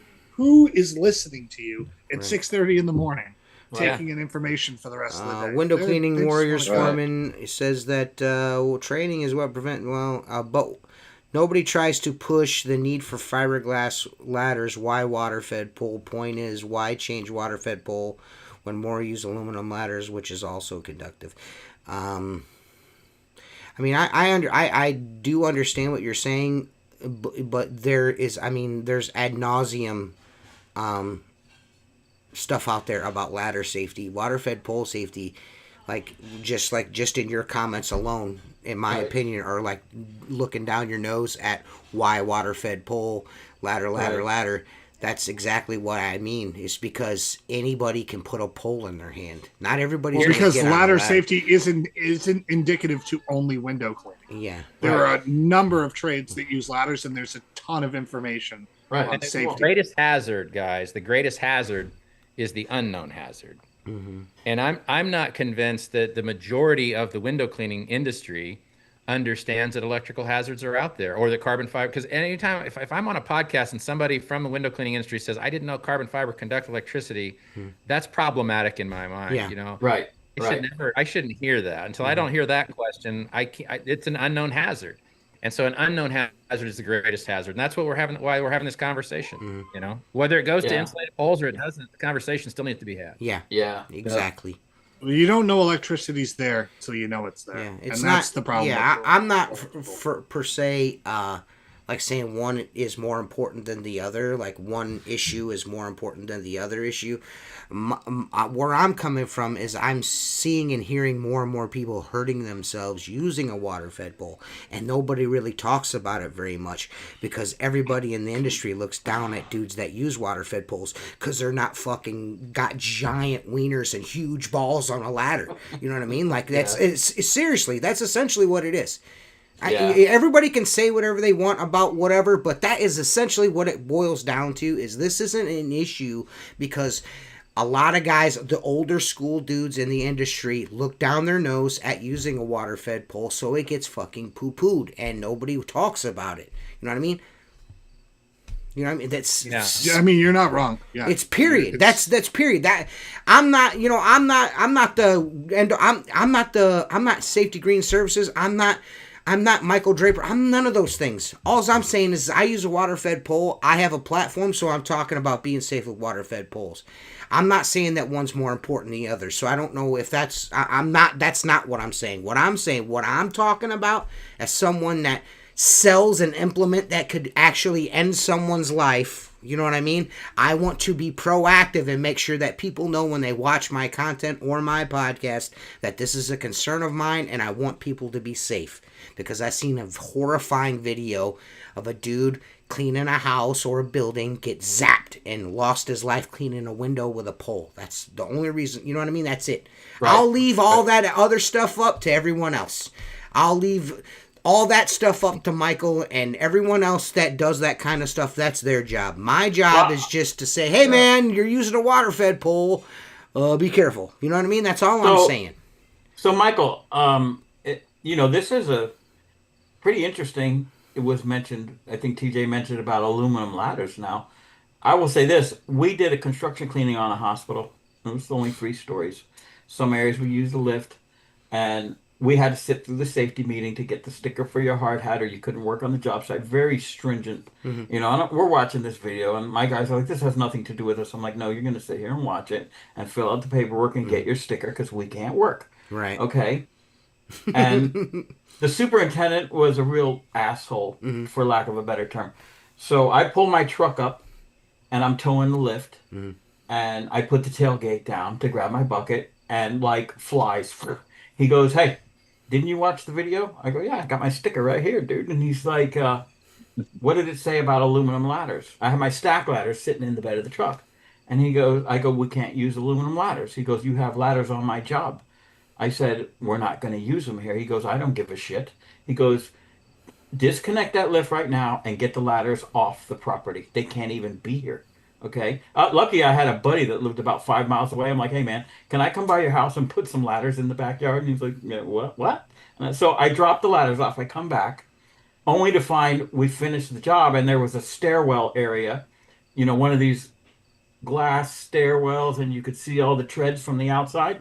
There's no way to do that without stack ladders because you can't get an extension ladder in there because the floors were too short, but it was too long to use. You're not going to construct the cleaning of the pole. He's like, "Well, what about the stairwell there?" And I go, "We can't do it." And he's like, "What do you mean you can't do it?" I go, "Because I can't have aluminum ladders. That's the only ladder that's going to fit in there." He goes to me, he goes, "Oh, just get those ladders like you have, but get them in fiberglass." I go, "There's no such thing." He actually sat there on his phone and looked to see if they made fiberglass stack ladders. And long story short, I go, "You know what? Just take off $600 and you guys figure this out on your own. I'm done." I'm not, because I was still pissed. He made me take I'm my with you truck on off that, the Mark. property. I'm with you on that. But the funny thing was, it went 2 weeks thereafter. They couldn't get final approval from the hospital because that stairwell was filthy inside. And he called me up and he's like, "I'm going to have to go against my grain." And I'm like, "What's going on?" And he goes, "Can you come back with those ladders and do?" I go, "No, I can't do that." I go, "I got my sticker. I'm not going to lose my sticker." But I we just ended up got doing the it. sticker. There's no way. Yeah. What do you want me to do? Orange sticker, But I think, Mike. So my question is, it took me 15 minutes to get there. When you do your ladder training, is there a part about electrical? Because that definitely needs to be addressed. Oh, absolutely. Yeah. And the other thing with the reason I think water-fed triggers electrical maybe more than a ladder is because a water-fed pole allows you to go higher. Right. Than a ladder. Right. Especially you get into a commercial segment. Nobody's breaking out a 40-foot, 50-foot ladder anymore, but you're breaking out a pole that's 40, 50 feet. Yeah. And now you're at a height where high lines are at. And also, just so you know, Mark, they do make a fiberglass stack. Do they really? They do. Werner makes them. And really, it does have a working height as well. It's 18 feet. So that's not very big, but still, they do make it. I didn't know that. That's pretty interesting because there's not a lot of a market for these ladders. Window cleaners use them, maybe fruit pickers or something. But point being, there's not a huge. Well, they work perfect to pick fruit off of a tree, right? You put it on a branch. But no, they have special ladders for that, actually. Yeah. If this industry fails, I think I'll take on the fruit pickers. Why not? Right? Yeah. It's orange season. Hilarious, Mark. Well, I would like to see those fiberglass ladders. I think that's pretty interesting. They're probably heavy as hell. Werner makes them. They're yellow, and they have a they don't have the locking pins like Metallic do. They actually have a circle thing that lock over. Oh wow. They got to be heavy, but well, Mike, you've been doing this as long as me. You remember the IWCA ladders? I love those. Yeah. And IWCA is still in business. They make all the you go look at any fire truck, and if the fire departments are using them, they're well made. And I had a set, and the problem was they don't work with anything but other IWCAs, but they're half the weight of the Metallic, and they are very well made. But I guess there's not enough market for them to continue to make them. And I think lawsuits had a lot to do with it. Yeah, probably. Yeah. Why don't you expound on the ladders that none of us know about except for you? And they expound on the lawsuit. Yeah, you 900-year-old motherfuckers. You remember back when me, you, and Jesus was on those electro ladders? Like, just tell us what's going on, Martin. What kind of ladder is that? Okay. What kind of?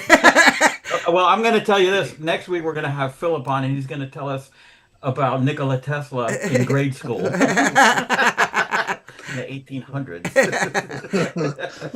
What is an Alaco ladder? Tell us.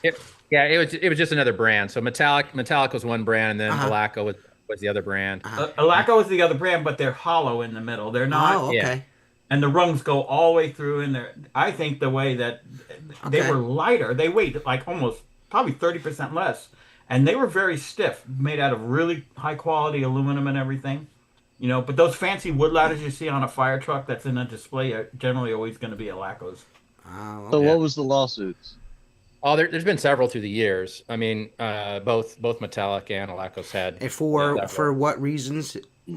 It's usually human error, but the ladder comes apart, somebody comes tumbling down, and they're going to sue whoever they can. So, there's definitely been lawsuits. Well, the problem with the stack ladders, no matter who makes them, is the fact that you buy a 40-foot ladder, it goes up 36 feet. You know what I'm saying? You buy a 60, it goes up like 50 feet. You know that with the overlap and everything. The problem lies in the fact that you can just stack 20, 15, 10. You know, I don't. I'm gonna be honest with you, man. I know you don't, but I have 3 sections of stack. I use them on interiors. That's what I use my stack ladders for. Is for interior work. I use an extension ladder with standoffs. That's just what I use. I feel safer that way. That's just how when I post videos using it, I stopped showing videos of me using my extension ladders cleaning windows because I was like, "Here's you pussy, you're not using my kind of ladder, pussy." You know what I mean? I get tired of I just get tired of that stuff. I just get tired of hearing it. It's like I just won't show you ladder work anymore. The thing is that I got all kinds of pictures that show too many sections. Mm-hmm. But it's not just that, but they'll use too many sections and then they don't pin them. So there's a bow in it like this, right? And then like, at least pin them. Yeah. I'll date myself. I'll date myself by telling you this, Mike. I have sections old enough that were never drilled for pins. Yeah, I know. And I don't want to drill them. I'm afraid to drill into them because it's cast aluminum. You know what I'm saying? Yeah. But one time we had a job. It was a 10-story lobby. We had a 10-story lobby. Let me ask you this. You know what I'm saying? Let me ask you this. We had a 10-story lobby. And then, like about 6 stories up, there was a landing, and about 30 feet above the landing was one of the fire, sensors for the fire, and the fire marshal was there, and they couldn't get a scissor lift up to the 6th floor, okay, and they can't get an extension ladder in an elevator, okay, so they're like, "Hey, Mark, what can you do about this?" I go, "I got these section ladders, I can, we can set up 30 feet of those." And this fire inspector, he did not like those section ladders. So we lean him up against the wall, this carpeted wall, and he has to go do his test. That is the smoothest pole I've ever felt going in and out. So I go, "Listen, I'll hold the ladder for you. You go ahead and climb up and do your test and do whatever it is you're going to do up there." And he was on that ladder. He got about 3/4 the way up, and it's a traditional bow. And then I felt the ladder. I was holding it like... You ever hold a ladder for someone that's afraid? I was like, da, da, da, da, da, da, da. I'm thinking like, strumming, da, da, da, da, da. I'm like, why don't you show me what you're doing, and I'll go up there and set the smoke off in front of the thing. But they're sketchy. They are sketchy. They got a lot of flex. You got to get used to them. Yeah. I just, I just feel better. I mean, just because of the trades. I come from working in the trades, being a carpenter, we were always on extension ladders. I just feel better on them. With standoffs, I just feel better on it. I just do. I know it's like everything. Everything, it's a tool. Everything has its place. Just use it right. Yeah. Right. Yep. Try to use the tool for something it's not intended for. Yep. Phil's a member. Oh, Philip Alexander. I see that. He became a member. Ooh, he's a channel member. Hey, if Philip Alexander is a channel member and you're not, you're a loser. That's all I gotta say to you. Right? Now you get to watch TJ and Tim's secret show. It's a secret. You gotta see the secret show. So, Micheal, so you're in Cleveland. Are you gonna go have a roast beef sandwich or anything like that while you're here, or pastrami? Are you gonna do the right thing? I did have some. I guess it's Cleveland barbecue tonight, which was kind of interesting, kind of a European twist on that. Yeah.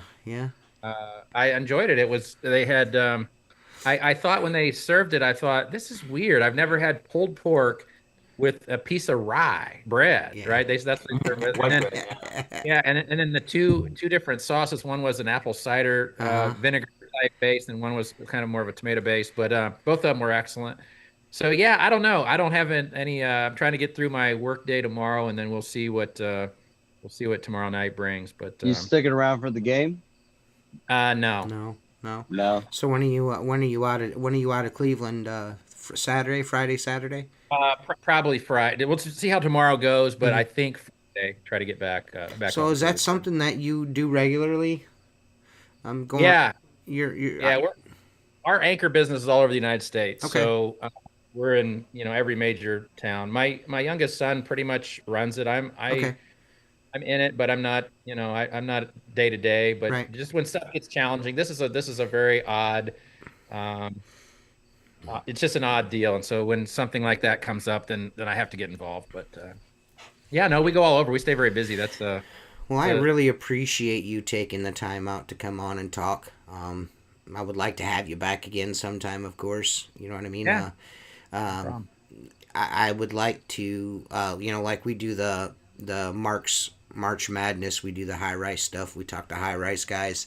But I also would like to, on a regular basis, have people come on and just, we'll talk safety. You know what I mean? And I feel Just like an update, yeah. I feel like every couple of months or every quarter or something like that, having somebody like yourself on, or Jeffrey, or Kevin, something like that. I feel like we're in a spot right now where I feel like the safety and the improvements in this regard are going to start coming a little more and more prevalent. So it'll be a topic that we can keep discussing. And and on to, like you said, it's just like it's good to just keep talking about. You know what I mean? It's a good thing to keep talking about. So I didn't have any choice about coming on. Tanner was blowing my phone up left and right. We wanted to give you a break from the huge. Mike, has there ever been any instances of the old school aluminum tucker poles going into power lines? I've never heard about that. Yeah, I don't know. Yeah, it's an interesting question. Yeah, I think, like Kevin said when we had Kevin on, it's an accident that probably happened and got marked off as a different thing. Right. You know what I mean? Because there's no classification for died while cleaning windows with a pole. No, it was just electrocution. Yeah, it was just electrocution. It wasn't job specific, unfortunately. You know what I mean? Yeah, and that's something that happens a lot. Like I've been involved with some that they never made the headlines. Right. Yeah. Never, nobody even knows about it. It didn't get sucks. Showcased on Facebook or whatever. So yeah, that's part of, and I get it. It doesn't show up because the guy that's experiencing that or whatever, he doesn't want it broadcast on Facebook. Right. Right. Trying to keep that down, and so, but we all learn from it when they are, and that's the gist of it. Is there anything that you would like to talk about? Because I have a little segment here. It's a little bit longer than what we normally have for out and about with Craig and Grace. So I'm going to end the show with that. Is there anything you want to add before we take off, Mike? Anything you'd like to say or promote or anything like that before we go? No, I mean, I think the biggest thing is just let's just all as an industry stay diligent, and we can have our arguments about whether there's a UL pole, not a UL pole. It doesn't matter. Let's just continue to look at our job sites, look at the hazards that exist on the job sites. We do work in an industry where serious injury can occur, even death can occur, and so let's all be diligent and be safe out there. I can't agree with you more there. Perfect. And again, I thank you. Thanks everybody for watching. We'll be back next week. I can't remember. We're gonna have somebody on that lives near Jay Camaro, so that should be cool. That ought to be an interesting podcast. I can't remember what his name is. I think that, and then I think the week after that, we're going to have Damien on. Damien Shrakaragagosk. I can't remember how you say his name, but we're going to have him on. Sure, he's 0-2 in fantasy. He's 0-2 in fantasy. Good luck to all the guys in the Squeegee Life Fantasy Football League. Thanks for watching. Thank all our sponsors, windowcleaner.com, Zero, American Window Cleaner Magazine, Black Diamond, Squeegee Rubber, Maker Products, and all our Patreon guys. Thanks, man. We appreciate you, and we'll see you next week or something. Nate.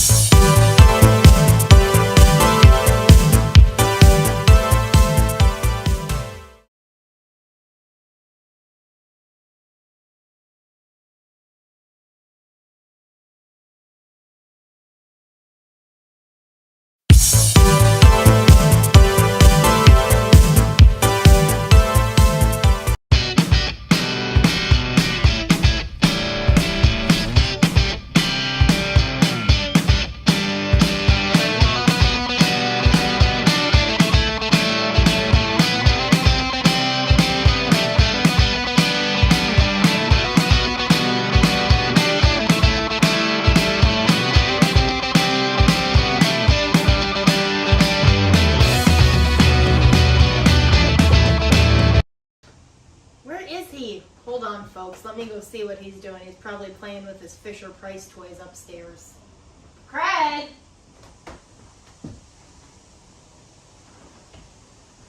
Craig! I'm coming.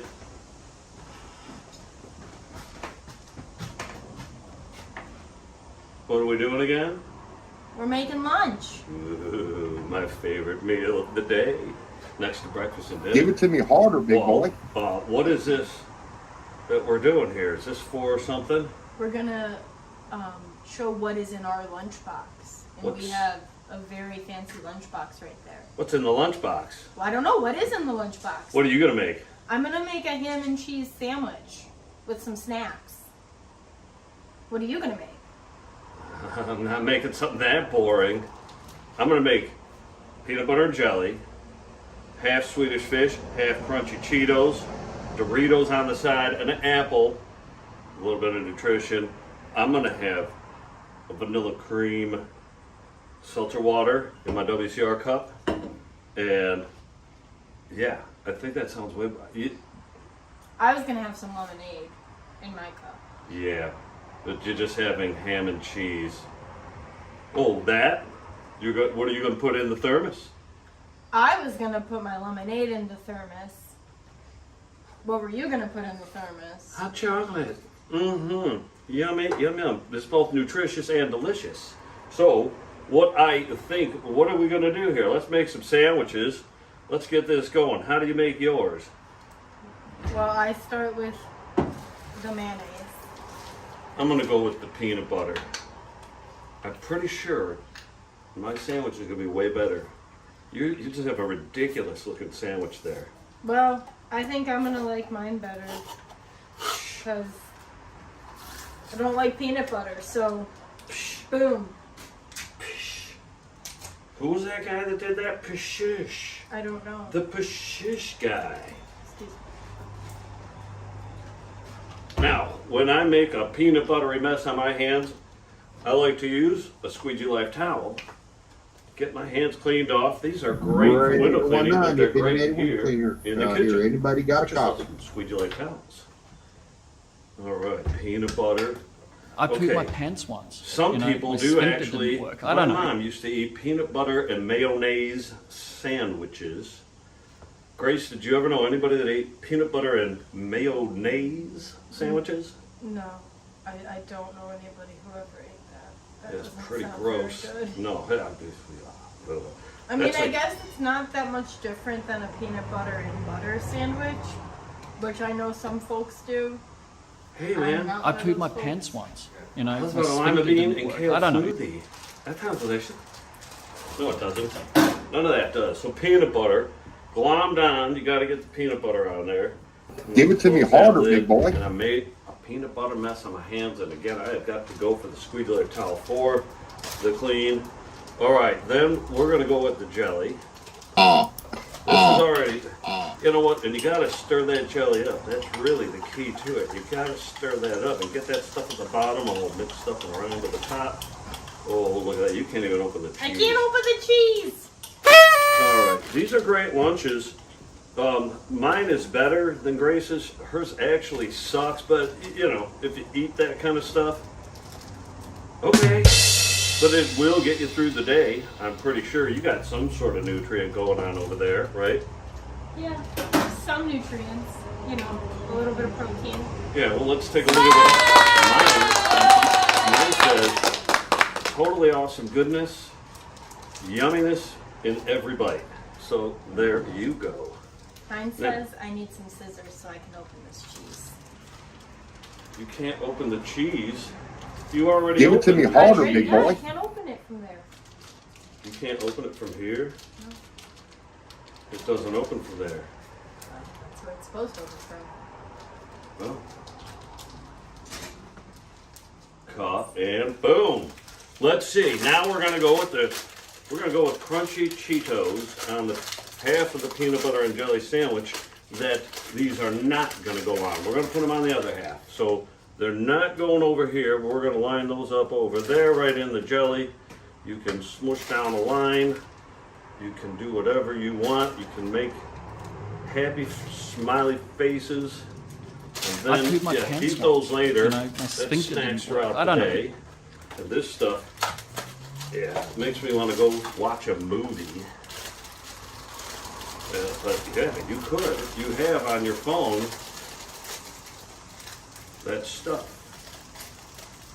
That stuff. You can watch movies on your phone. I don't have one. Oh, like Netflix. Breaker 19, the stuff? opinionated window cleaner. Here, Hold anybody on, got a hold on. I'm copy? telling them what I'm doing. Hold on.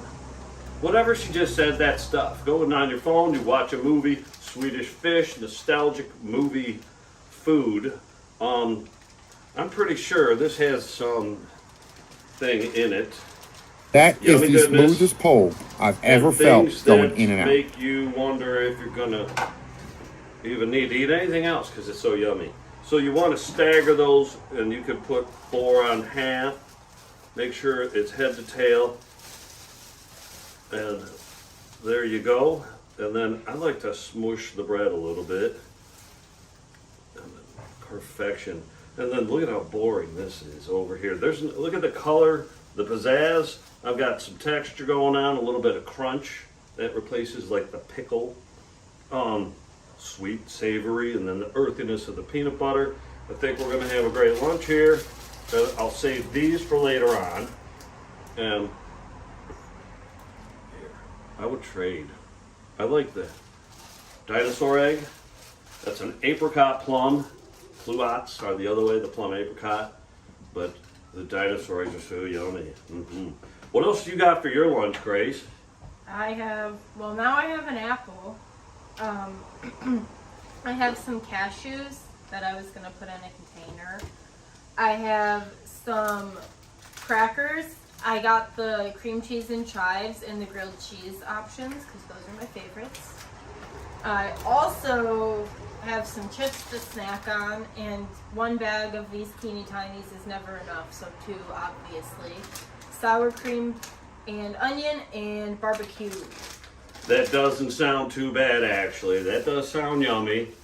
But yeah, whether or not you like one option or the other, you still have to eat something, don't you? Yeah, you should. Probably should eat something. And Yeah. it's very tough. But what's more important than eating something, you also got to hydrate. And you should have something to put it all in. We have this lunchbox and that thermos. But we have other coolers and things like that. Or a bag, or I don't know. What else can you put them in? Hopefully, maybe we can get some WCR lunch boxes or something going. That would be nice, with a cooler pack even. But yeah, here's lunch. Grace, is this it for lunch every time? No, you got to change it up. That Okay, gets so what are you boring. going to do in the future with this? What's in a lunchbox? Some Italian sub sandwiches, some Asian noodle salad, some chicken, egg, or tuna salad sandwiches. So you're variety. saying different ideas that people could tune in, watch us make, and watch. Well, what you're telling the viewers, you're going to make those things, and then I am telling you, I'm going to make it better. Yeah, As you saw right Sure. here, I'm going to make it better. totally. Yeah. Back to you.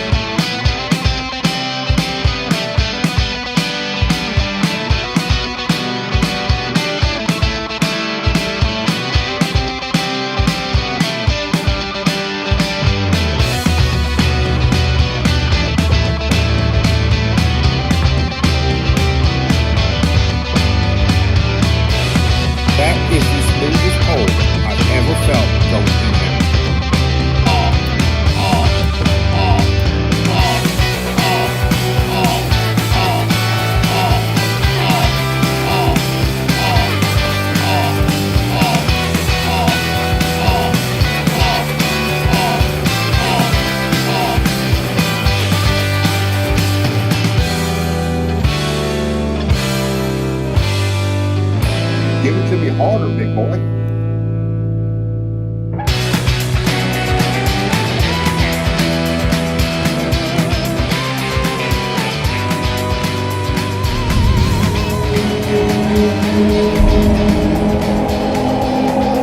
I pooped my pants once. You know, my sphincter didn't work. I don't know.